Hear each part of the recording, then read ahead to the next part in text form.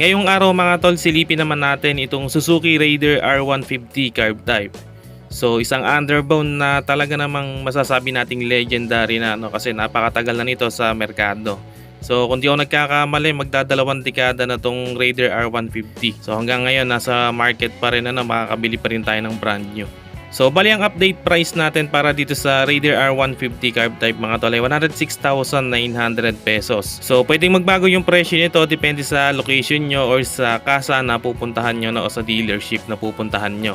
So bali itong Suzuki Raider R150 na to ay dito lang yan sa Roy Suzuki, Cabanatuan City. So sa tabi ng Eni Pacific Mall. Kaya kung malapit lang kayo sa location na to o kung taga Cabanatuan City kayo, pwede nyo itong puntahan dito sa showroom nila para masilip nyo din yung pangarap nyong motorsiklo. So kung pinapanood mo ngayon itong video na to at nagbabala ka ng maglabas ng Suzuki Raider R150 carb type, at kung wala ka pang idea kung ano ba yung meron dito sa motorsiklo na to o yung ano ba yung kayang i-offer nito, kaya stay tuned ka lang, panoorin mo tong video na to hanggang dulo. Gumagamit ito ng 147.3cc oil-cooled 4-stroke double overhead cam 4-valve single-cylinder carburetor engine na kaya mag-produce ng 15.4 horsepower at 9,000 rpm at max torque na 12.5 Nm at 8,000 rpm. At meron itong 6-speed manual transmission. At pagdating sa fuel mileage o fuel consumption nito ay kaya nitong umabot more or less nasa 45 km per liter. At ang maganda dito mga tol, bukod sa electric push start niya, meron siyang kickstarter para kung sakaling magloko yung battery o yung electric push start natin, mapapaandar pa rin natin gamit yung kickstarter niya. At yung speed naman yung pag-uusapan yung top speed niya ay talagang napakabilis ng motorsiklo na to. So kaya nitong umabot hanggang 140 km per hour. Or minsan umaabot pa nga ng 150 km per hour. So depende yan sa rider at sa kalsada.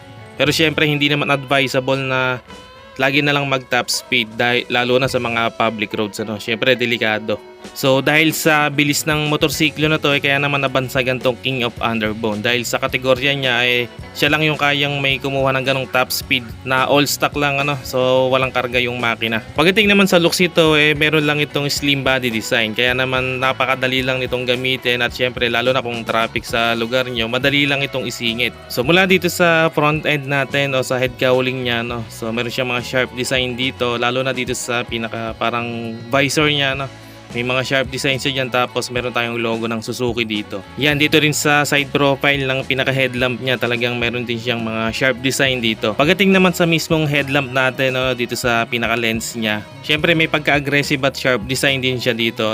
At talagang bumagay din yung blue effect niya dun sa pinaka lens niya. Tapos sa mismong ilaw, halogen bulb pa rin yung ginamit, ganun din sa turn signals. Pagdating naman sa front fender, simple lang naman yung design niya. Tapos sa front suspension natin, naka-telescopic fork tayo. At yung design ng wheels niya simula sa Gen 1 ng Raider R150 carb type hanggang ngayon ay ganito pa rin yung design so hindi siya binabago. So color lang yung pinapalitan sa kanya So ayan, tulad niya naka bronze, itong kulay asul naman metallic blue yung color ng mags niya. And pagdating naman sa front tire natin, may sukat itong 70/90 rim 17 and tubeless na rin yung gulong na ginamit dito. Pagdating naman dito sa brakes niya o dito sa front brake, meron siyang malaking disc dito naka-pedal disc na siya with dual piston caliper. And pagdating naman dito sa pinakalikod niya o dito sa tail light, napaka-compact ng design So naka-integrated na siya. And sa mismong ilaw, halogen bulb pa rin yung ginamit dito. At simple lang naman yung design niya dito sa pinaka-rear end niya So ang mapapansin lang talaga natin dito, pointed yung pinaka-design ng fairings niya. And sa suspension naman, naka-monoshock siya dito. Tapos sa gulong naman, may sukat na 80/90 rim 17 and tubeless na rin yung ginamit dito. And dito naman sa rear brakes niya, naka-pedal disc din siya with single piston caliper.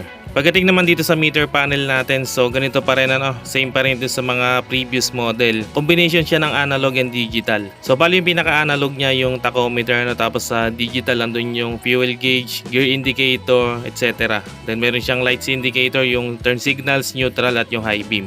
At yung ignition natin dito, naka-mechanical key shutter siya. And pagdating naman sa mga button sa handlebar, dito sa kanan meron tayong electric push start. Dito naman sa kabila, dito yung high and low beam, turn signals, yung busina niya at meron siyang choke dito sa pinakailalim na part.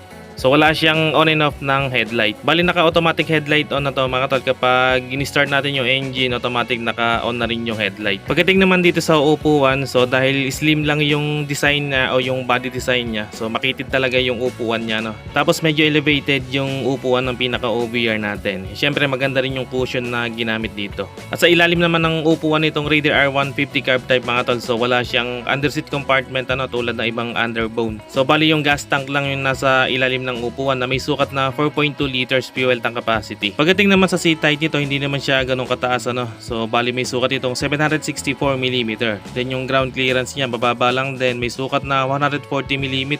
Then sa timbang naman nito may bigat itong 107 kilograms. So yan ang update natin mga tol para dito sa Raider R150 carb type. Kaya sa mga nagbabalak maglabas ng Raider R150, kung umabot kayo sa part ng video na to, sana ay nakatulong sa inyo. At para naman sa mga solid viewers natin dyan, maraming salamat mga tol sa panonood. At kung mayroon naman hindi pa nakapag-subscribe dito sa ating channel, huwag kalimutang mag-subscribe at paki-on na rin ng notification bell para ma-notify ka pag may bago tayong upload. Meron din tayong Facebook page, paki-like and follow na rin. Maraming salamat mga tol. Always ride safe and God bless.